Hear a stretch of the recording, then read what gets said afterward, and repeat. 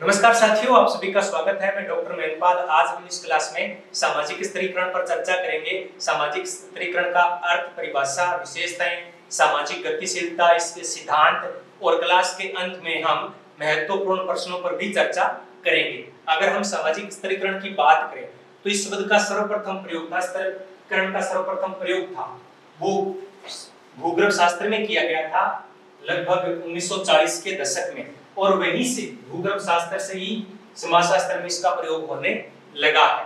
तो भूगर्भ शास्त्र में क्या होता है कि मिट्टी की परतें होती है, एक परत, दो परत और तीन परत, जो एक दूसरे के निश्चित क्रम में होती है। पहले परत आती है, फिर दूसरी परत, उसके ऊपर तीसरी परत, फिर चौथी परत। तो वो क्या है कि एक उच्चता और निम्नता के क्रम में परतें होती हैं। वही बात समाज पर भी लागू होती है। शेरोकी ने कहा था कि समाज के अंदर या विश्व के अंदर ऐसा कोई भी समाज नहीं है जो स्तरहीन हो, यानी जिसमें स्तर ना हो। तो इसकी कल्पना तो की जा सकती है, लेकिन वास्तविकता में ऐसा कोई भी समाज नहीं है। तो ये किसने कहा था? ये शेरोकी ने कहा था। तो मिट्टी की परतों के समान समाज को भी कई स्तरों में विभाजित कर दिया जाता है, और ये जो सामाजिक पद होते हैं, अलग अलग पद होते हैं, उनको उच्चता और निम्नता के क्रम में श्रेणीबद्ध किया जाता है, जिस प्रकार की मिट्टी की परतें होती हैं। तो इस प्रकार जब समाज में इस प्रकार का स्तरीकरण किया जाता है तो उसे कहते हैं सामाजिक स्तरीकरण। अब कुछ एक दो अवधारणाएं और है जो इससे मिलती जुलती है, लेकिन वो ये समान नहीं है, इनमें कुछ अंतर है। तो इस अंतर को समझने की जरूरत है। एक अवधारणा है सामाजिक विभेदीकरण। सामाजिक विभेदीकरण यानी भेद करना। क्या करना? भेद करना। जैसे कोई क्लास होती है तो उसके बच्चों में अगर भेद करना हो तो या तो हम लिंग के आधार पर उसको बांट देते हैं, या फिर उसकी हाइट के अनुसार बांट देते हैं कि छोटे कद के जो लोग हैं वो इस तरफ आ जाए और बड़े कद के लोग हैं वो इस तरफ से, बच्चे हैं वो उस तरफ चले जाए। तो ये क्या है कि बच्चों के अंदर भेद किया है। या जब दो या तीन एक ही नाम के बच्चे होते हैं तो उनमें कुछ ना कुछ भेद किया जाता है। तो आयु के आधार पे, लिंग के आधार पे, आय के आधार पे, प्रजाति के आधार पर लोगों के अंदर भेद किया जाता है, अनेक वर्गों में विभाजित कर दिया जाता है। तो इसे कहते हैं सामाजिक विभेदीकरण। लेकिन इसमें सबसे महत्वपूर्ण बात होती है कि इसमें उच्चता और निम्नता का क्रम नहीं होता है। ऐसा नहीं है कि ज्यादा हाइट है वो सामाजिक स्थिति उनकी उच्च होगी, या जिनकी कम हाइट है उनकी सामाजिक स्थिति निम्न होगी। ऐसा बिल्कुल भी नहीं है। सामाजिक विभेदीकरण है वो एक तटस्थ अवधारणा है, इसमें किसी प्रकार का भेदभाव नहीं किया जाता है। लेकिन सामाजिक विभेदीकरण है वो सामाजिक स्तरीकरण का आधार है। जैसे समाज को स्त्रियों और पुरुषों में बांट दिया, लेकिन अगर उनमें कोई उच्चता निम्नता का भेदभाव नहीं है तब तो कोई दिक्कत नहीं है, तब तो वो क्या होगा? सामाजिक विभेदीकरण होगा। लेकिन कह दिया कि पुरुष तो उच्च है, स्त्रियां निम्न है, तब क्या आ जाएगा? सामाजिक स्तरीकरण की शुरुआत हो जाएगी। एक अवधारणा होती है सामाजिक असमानता। सामाजिक असमानता यानी सभी लोगों तक संसाधनों तक क्या है कि पहुंच होती है वो समान नहीं होती। किसी के पास संसाधन कम होते हैं, किसी के पास संसाधन ज्यादा होते हैं, तो समाज के अंदर असमानता होती है। लेकिन जब असमानता के अंदर उच्चता और निम्नता का भाव आ जाता है तब वो किसका रूप धारण कर लेती है? वो सामाजिक स्तरीकरण का रूप धारण कर लेती है। जैसे किसी के पास कम पैसे, गरीब है, और कोई अमीर है, तो ये क्या है? सामाजिक असमानता है। लेकिन जब इसको आधार दे दिया जाता है कि जो जिनके पास पैसे ज्यादा हैं वो उच्च है, जिनके पास पैसे कम है वो निम्न है, तब ये क्या हो जाता है? सामाजिक स्तरीकरण आ जाता है। अगर हम इसकी परिभाषाओं की बात करें तो महत्वपूर्ण परिभाषाएं हैं वो 3-4 यहाँ पर बनती है। पहली परिभाषा है पार्सन्स की। पार्सन्स ने क्या कहा है? पार्सन्स ने कहा है कि सामाजिक स्तरीकरण का अर्थ किसी सामाजिक व्यवस्था में व्यक्तियों का, इसी सामाजिक व्यवस्था में व्यक्तियों का उच्चता और निम्नता के क्रम में विभाजन है। क्रम विन्यास में विभाजन है, यानी सामाजिक व्यवस्था में व्यक्तियों को उच्चता और निम्नता के आधार पे विभाजित कर दिया जाता है। दूसरी परिभाषा है रेमंड मुरे की। इन्होंने कहा है कि स्तरीकरण उच्चतर और निम्नतर सामाजिक इकाइयों में, उच्चतर और निम्नतर सामाजिक इकाइयों में समाज का क्षैतिज समानांतर विभाजन है। उच्चता और निम्नता के आधार पर क्या है? क्षैतिज समानांतर विभाजन है। ये इसका कीवर्ड है इस इनके रेमंड और मूर की परिभाषा को याद करने का। तीसरी परिभाषा है गिडेंस की। गिडेंस ने कहा कि सामाजिक स्तरीकरण समाज में भौतिक या प्रतीकात्मक, भौतिक या फिर प्रतीकात्मक भी हो सकता है, प्रतिफल के आधार पे समूह के बीच में संरचनात्मक गैर बराबरी। क्या है? संरचनात्मक गैर बराबरी है। तो ये इनका कीवर्ड्स हो गया है। अगर हम मैक्स वेबर की बात करें तो मैक्स वेबर ने कहा स्त्रीकरण है वो संपत्ति, शक्ति और प्रतिष्ठा का असमान बंटवारा है। नंबर 1 संपत्ति, नंबर 2 शक्ति और नंबर 3 प्रतिष्ठा का असमान बंटवारा ही सामाजिक स्त्रीकरण है। अगर हम इसकी विशेषताओं की बात करें कि सामाजिक स्त्रीकरण की विशेषताएं कौन सी है, प्रश्न है वो विशेषताओं से भी पूछे जा सकते हैं। तो अगर विशेषताओं की बात करें तो ये समाज को कई भागों में विभाजित करती है। क्या है? समाज को कई भागों में विभाजित करती है, पहली विशेषता। दूसरी, इनमें उच्चता और निम्नता का भागों में क्या है? क्रम पाया जाता है। नंबर 3, ये जो सामाजिक स्त्रीकरण है वो पीढ़ी दर पीढ़ी चलता रहता है। हम आगे चर्चा करेंगे कि सामाजिक स्त्रीकरण के आधार क्या है। तो जो जन्मजात है वो तो पीढ़ी दर पीढ़ी चलते ही रहते हैं, लेकिन जो अर्जित आधार है जैसे वर्ग व्यवस्था है उनमें भी पीढ़ी दर पीढ़ी चलते रहते हैं, कभी कभार उनमें परिवर्तन आता है। स्त्रीकरण है वो सामान्य मूल्यों से उत्पन्न होते हैं। ये किसने कहा? ये पार्सन्स ने कहा कि सामान्य मूल्य क्या है। अगर हम भारतीय समाज की बात करें तो भारतीय समाज में धर्म है वो एक सामान्य मूल्य है, तो धर्म के आधार पर यहाँ सामाजिक स्त्रीकरण हुआ है। अगर हम पश्चिमी समाजों की बात करेंगे तो वहां भौतिकता उनका सामान्य मूल्य और भौतिकता के आधार पर वो वर्गों का विभाजन वहां पर होता है। ये समाज द्वारा मान्यता प्राप्त होती है और सभी के द्वारा स्वीकार होती है। सामाजिक स्त्रीकरण अगर कुछ लोग स्वीकार नहीं करते हैं या अधिकांश लोग स्वीकार नहीं करते हैं तो वो नहीं है। जैसे कि एक आधार है जाति व्यवस्था, तो जाति व्यवस्था में कुछ लोगों की स्थिति निम्न है, लेकिन निम्न लोग भी अपने आप को निम्न मानते हैं, उस चीज को स्वीकार करते हैं। इसको बनाए रखने के लिए धार्मिक विश्वासों का प्रयोग किया जाता है। धार्मिक विश्वास है उसको यथास्थिति बनाए रखने में योगदान देते हैं। सामाजिक स्त्रीकरण है वो सामाजिक के साथ साथ आर्थिक आधार भी है। क्या है? आर्थिक आधार है। इसके आधार पर श्रम विभाजन किया जाता है। श्रम विभाजन के आधार पे सामाजिक स्त्रीकरण का निर्धारण किया जाता है। और ऐसा नहीं है कि सामाजिक स्त्रीकरण वो हमेशा स्थिर रहता है, ये इसमें गतिशीलता भी रहती है। कोई भी अपना वर्ग है वो परिवर्तित कर लेता है। अगर जाति व्यवस्था की बात करें तो संस्कृतिकरण की अवधारणा से थोड़ा बहुत परिवर्तन इसमें भी संभव हो सकता है। अगर हम बात करें कि स्त्रीकरण ये क्यों होता है, किस आधार पे होता है, कोई तो बेस होता है जिसके आधार पे उच्चता और निम्नता के क्रम में लोगों को बांटा जाता है। तो ये बेस क्या है, ये आधार क्या है? तो सभी प्रकार के आधारों को हम दो भागों में विभाजित कर सकते हैं। कितने भागों में? दो भागों में। इसके दो आधार है। नंबर 1 प्राणी शास्त्रीय आधार, जैविक आधार यानी जन्म से, तो जन्म से लिंग तय हो जाता है, आयु तय हो जाती है, प्रजाति जन्म। तो ये इस पर आधारित जो व्यवस्था होती है वो क्या होती है? प्राणी शास्त्रीय आधारित व्यवस्था होती है, जैसे कि जाति व्यवस्था है। दूसरा है सांस्कृतिक, सामाजिक सांस्कृतिक आधार पे। तो ये क्या है? अर्जित होता है। तो धन, व्यवसाय, राजनीति, आर्थिक परिस्थिति, तो ये सब क्या है? सामाजिक सांस्कृतिक आधार है। किसका? सामाजिक स्त्रीकरण। तो इसको पहले वाले को बोलते हैं बंद व्यवस्था। क्या बोलते हैं? बंद। और दूसरे को बोलते हैं खुला स्त्रीकरण। दूसरे को क्या बोलते हैं? खुला स्त्रीकरण। और पहले को प्राणीशास्त्रीय आधार पे कोई अगर सामाजिक स्त्रीकरण है तो उसको क्या बोलते हैं? बंद स्त्रीकरण। पार्सन्स ने 6 आधारों की चर्चा की। कितने आधारों की चर्चा की है? 6 आधारों की चर्चा की है। कौन कौन से? नातेदारी, समूह की सदस्यता है, व्यक्तिगत विशेषताओं को भी शामिल किया है, अर्जित उपलब्धियों को शामिल किया है, संपत्ति, शक्ति और सत्ता। ये कुल 6 आधार बताए हैं पार्सन्स ने सामाजिक स्त्रीकरण को निर्धारित करने के।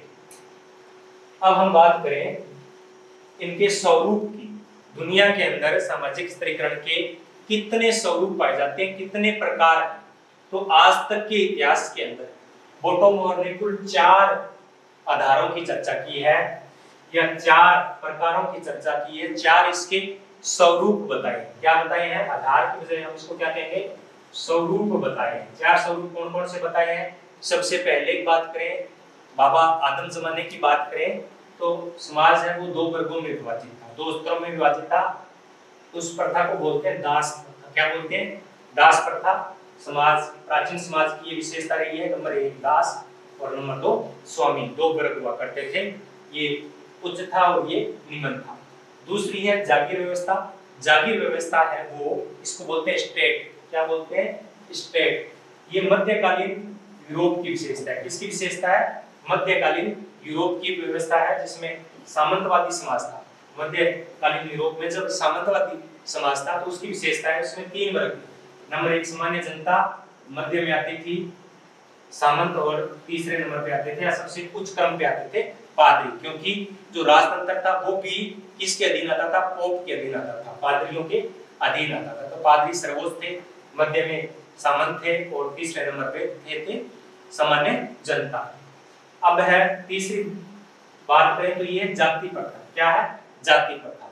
जाति प्रथा है वो केवल और केवल भारतीय उपमहाद्वीप, इसमें भारतीय उपमहाद्वीप यानी हिंदुस्तान जिसको हम बोलते हैं, जिसमें पाकिस्तान, नेपाल, बांग्लादेश ये शामिल आ जाते हैं, या जहां जहां हिंदू धर्म का विस्तार हुआ है वहां वहां हुआ है। तो इसमें कुल 4 वर्ण होते हैं, अपने को पता है, और बाद में ही ये 4 जातियां बन गई, ब्राह्मण, क्षत्रिय, वैश्य और शूद्र। उसे वर्ण व्यवस्था कहा जाता है। और चौथा आधार है, चौथा स्वरूप है वो है वर्ग। तो ये आधुनिक समाजों की विशेषता है। इसमें 3 वर्ग होते हैं मुख्य रूप से, उच्च वर्ग, मध्यम वर्ग और निम्न वर्ग।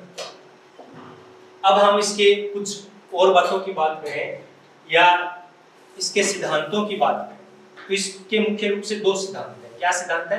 2 सिद्धांत है। एक सिद्धांत दिया था डेविस एवं मूर ने। उस सिद्धांत को कहते हैं प्रकार्यात्मक सिद्धांत। क्या कहते हैं? प्रकार्यात्मक सिद्धांत। इसमें क्या होता है, ये इन्होंने अपनी पुस्तक में दिया था। उस पुस्तक का नाम है सम प्रिंसिपल ऑफ स्ट्रेटिफिकेशन। क्या है? सम प्रिंसिपल ऑफ स्ट्रेटिफिकेशन। ये डेविस और मूर ने दिया था। ये इसको बोलते हैं प्रकार्यात्मक सिद्धांत।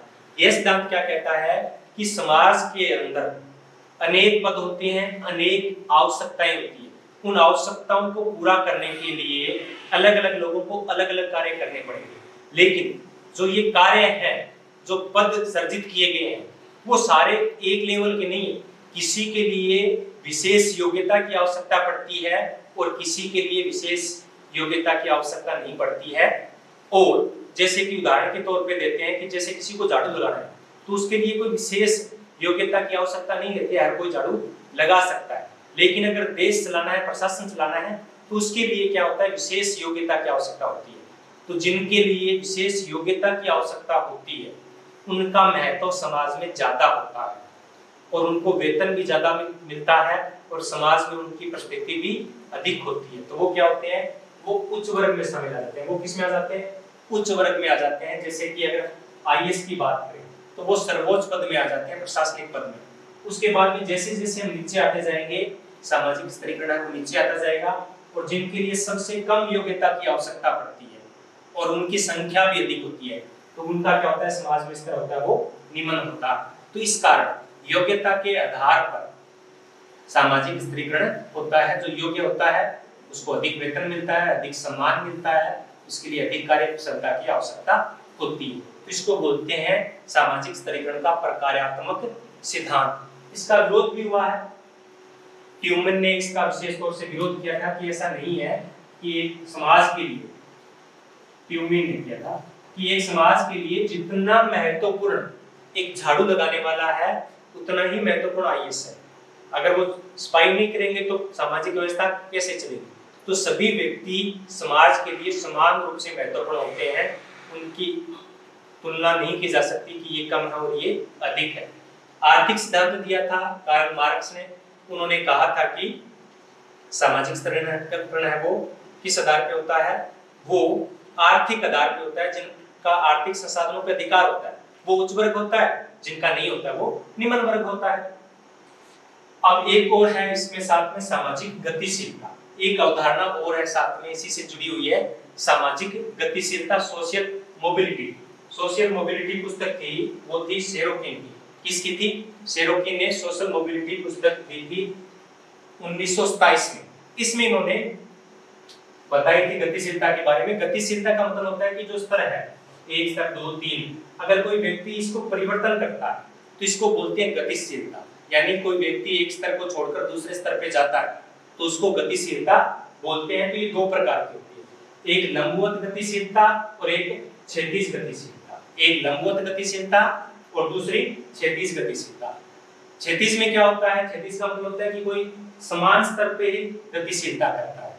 जैसे कि कोई गांव में मजदूरी करता है और वो नगरों में जाकर मजदूरी करने लग गया तो गतिशीलता तो आ गई। वो पहले ग्रामीण मजदूर था या खेतीहर मजदूर था, बाद में वो औद्योगिक मजदूर हो गया, लेकिन उसका जो स्तर था वो चेंज नहीं हुआ। तो इस प्रकार की गतिशीलता को बोलते हैं क्षैतिज गतिशीलता।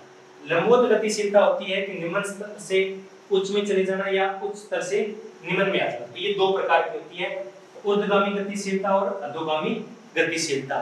यानी कोई पटवारी है, उसका प्रमोशन होकर वो तहसीलदार बन गया तो वो क्या होगी? ऊर्ध्वगामी गतिशीलता होगी। और अगर कोई अच्छा खासा आर्थिक स्थिति वाला ठीक था, उसका खुद का व्यवसाय था, लेकिन आर्थिक तंगी की वजह से वो क्या है? मजदूर बन जाता है। तो व्यवसाय से वो क्या हो जाता है? मजदूर हो जाता है। तो उसको बोलते हैं अधोगामी गतिशीलता।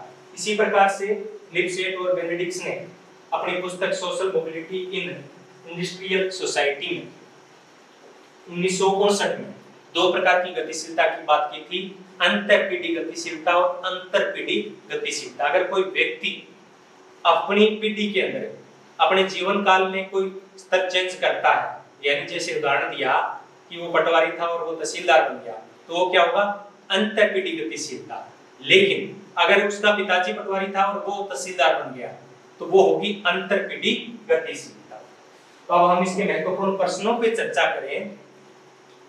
तो पहला प्रश्न है कि किसने स्त्रीकरण के निर्धारण में सामाजिक मूल्यों को महत्वपूर्ण माना? सामाजिक मूल्यों को महत्वपूर्ण किसने माना था? पार्सन्स ने माना था। प्रश्न नंबर 2, कौन सामाजिक स्त्रीकरण को प्रकार्यात्मक पूर्व आवश्यकता मानता है? कौन मानता है? डेविस और मूर और साथ में पार्सन्स। प्रश्न नंबर 3, स्त्रीकरण का प्रतिष्ठा या ख्याति सूचक उपागम किसने दिया?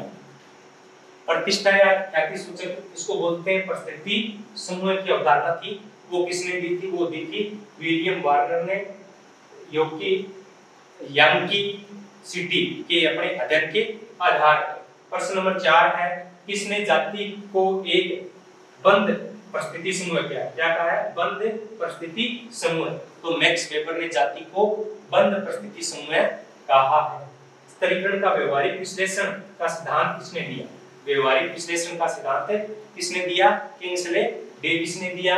प्रश्न नंबर 6, आर्थिक सिद्धांत किसने दिया? आर्थिक सिद्धांत कार्ल मार्क्स ने दिया।